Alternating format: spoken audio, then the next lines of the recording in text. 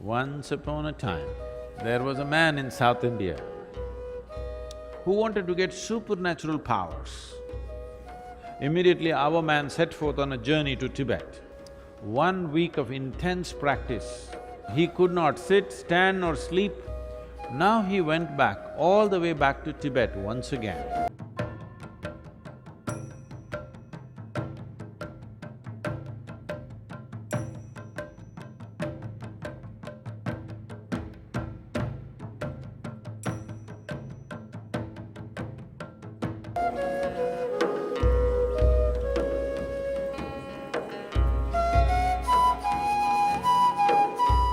Many things in life seem to be romantic and magical. Right now, the flowers are blossoming in the jasmine plant out there.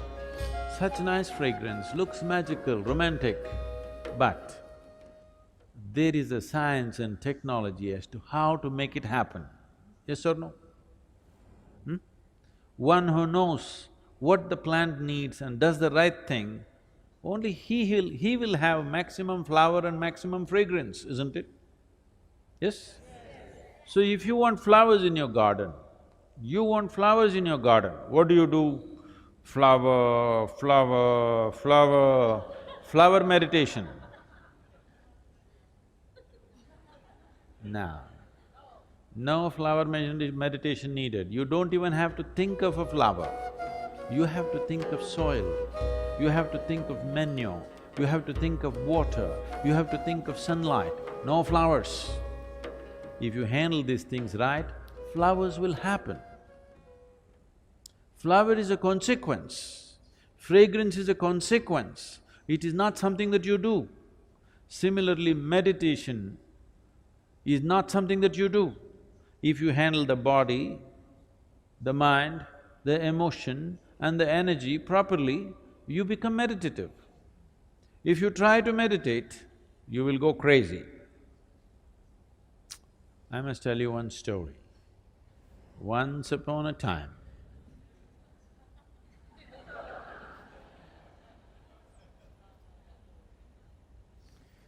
there was a man in South India who wanted to get supernatural powers. What are supernatural powers, you know? Supernatural powers, you know what they are?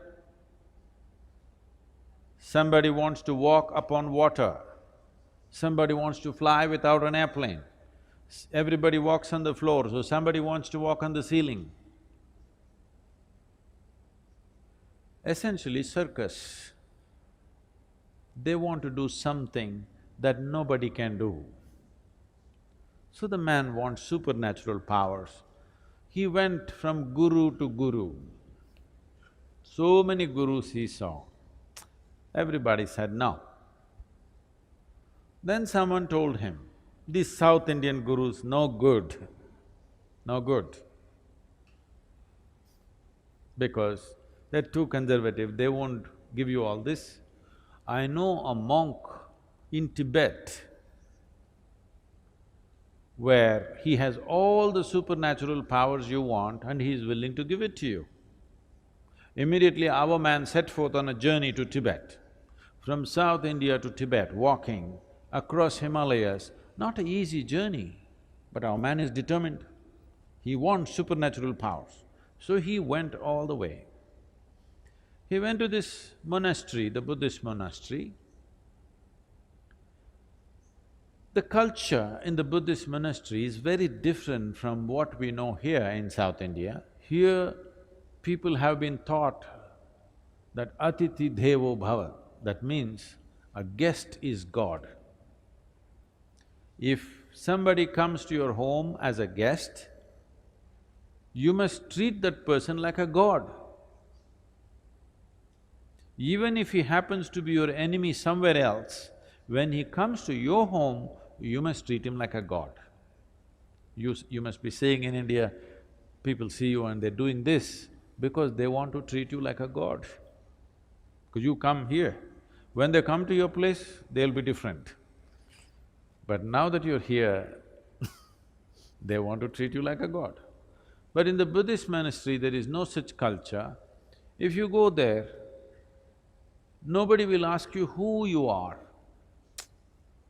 Not because they don't care for you, because in their life, the biggest thing about their life is to find out who am I. If a new person comes just now, as soon as he comes, you ask him, who are you? It's a very big question. Yes? Very big question, isn't it? So they don't want to embarrass you with such a big question. So a new person has come, if you do not ask him, who are you, what is the next possibility? Where do you come from? Do you know where you come from? Now you came from China, that's not the point. Where do you really come from, do you know? From where you came into this life, do you know?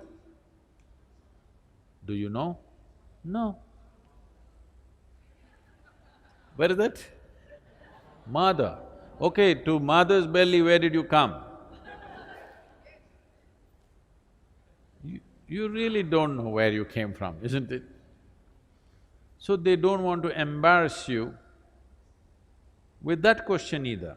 A new person has arrived, you don't ask him who you are or where you come from, not much room for conversation, so they don't talk to you.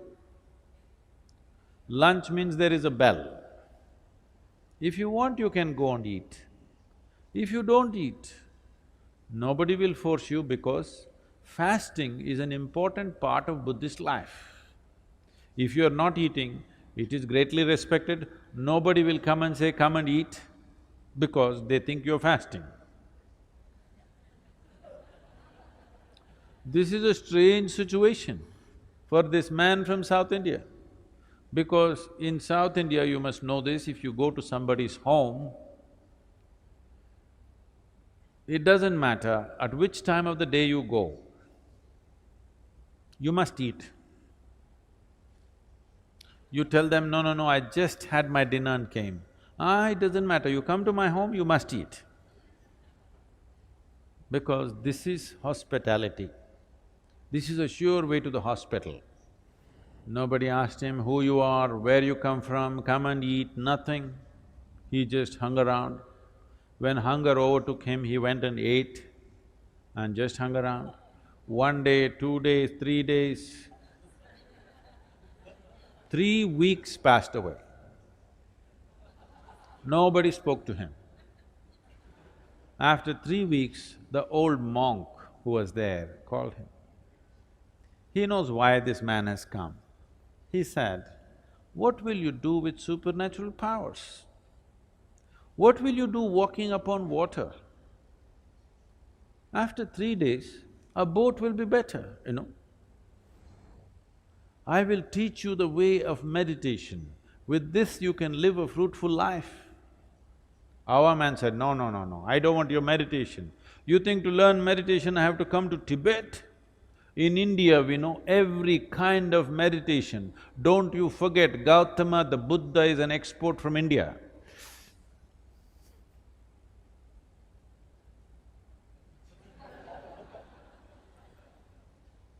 In many ways, the monk tried to dissuade him, but our man was determined, I want supernatural powers.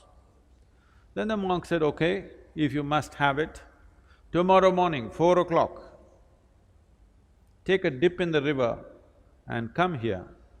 Let's see what we can do. The secrets of supernatural, I will give it to you. Our man went 4 o'clock in the morning, had a dip in the river. This is not South India, this is Tibet. Temperatures are all minus. He took a dip, turned half blue. He went and sat in front of the monk. The monk looked at his condition and his determination. He said, see, this is very simple. There are 3 mantras. You utter these 3 mantras 3 times over, all the supernatural will be yours. Shall I reveal the mantras to you? Buddham sharanam gacchami, Dhammam sharanam gacchami, Sangham sharanam gacchami. These 3 mantras 3 times over you utter, All the supernatural is yours. Only thing is, when you're uttering the mantra, you should not think about a monkey. Is that all? That is all. Can I go, please? Our man came out of the monastery really jumping with joy. The fool of a monk revealed all the secrets of supernatural, and he tells me, don't think about a monkey. What does he know about my culture? Here we think of Vedas, Upanishads, Brahma Sutras, these are all the great scriptures. Why will I think about a monkey? Am I a hunter? I have not seen a monkey in the last 10 years. Like this, thinking about monkeys, he came down to the Indian part of Himalayas. There is a sacred river in India. You heard of this? He came down to the sacred river Ganga, had a dip in the river, sat down. Buddham, monkey. Monkey means another dip in the river. Sat down, Buddham, monkey, another dip in the river. Buddham, monkey, another dip in the river. In various yoga postures he tried. Bu means monkey comes. 1 week of intense practice, he came to your place, he does not have to do anything. Only monkeys, inside monkeys, outside monkeys, a universe full of monkeys. Now, he could not sit, stand or sleep, monkeys everywhere, inside, outside, everywhere monkeys. Now he went back, all the way back to Tibet once again. He went to the monk and said, I don't want your supernatural powers, first relieve me from these monkeys. Now, this is the nature of your mind. If you say, I don't want something, only that will happen in your mind, isn't it? Only monkeys. No, don't think of a monkey. No, you cannot think of a monkey. Only monkey. The more you do that, more monkeys will happen. Or what I'm saying is, without understanding the fundamental nature of the mind, if you try to do something head-on with it, you will go crazy. So many things that you think you want to forget, you will never forget. Things that you want to remember, you always forget, isn't it? Yes or no? Huh? Because without understanding the fundamentals of mind, we are trying to operate the mind. This is the most sophisticated machine on the planet, but you're going at it somehow. If you go at it somehow, sometimes it works. Most of the time, unfortunately, most people's minds are working against those people. When you were 5 years of age, when you were only that much, how joyful you were, and today, how joyful you are. Has it gone up or gone down? That means your mind is working against you. It is working against you simply because without understanding the fundamentals of what it is, you're trying to operate it. If you have a sharp knife, you must have a steady hand, yes? Yes or no? If you have a very sharp knife, you must have a very steady hand. Unsteady hand, you will either cut yourself or cut somebody. Yes or no? That's all that's happening right now. Once you became a human being, you have a sharp knife, no steady hand. That's why yoga, to create a very steady hand, so this sharp knife can be used the way we want, that it will not cut us all the time. Right now, all the misery that you see on the planet, all the human misery that is happening on this planet, where is the manufacturing unit? Shanghai? Where is the manufacturing unit? In your mind. Every kind of misery is manufactured only here. This should be manufacturing bliss for you, ecstasy for you, but it's manufacturing misery because there's no stable platform, it's all over the place. Once this mind begins to work for you, once you are blissful by your own nature, there is no fear of suffering. Once you become like this within yourself, that your mind takes instructions from you, whatever happens, I will keep this blissful, this will become magic.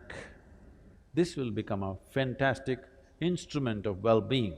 Now you would like to explore the full depth and dimension of this life.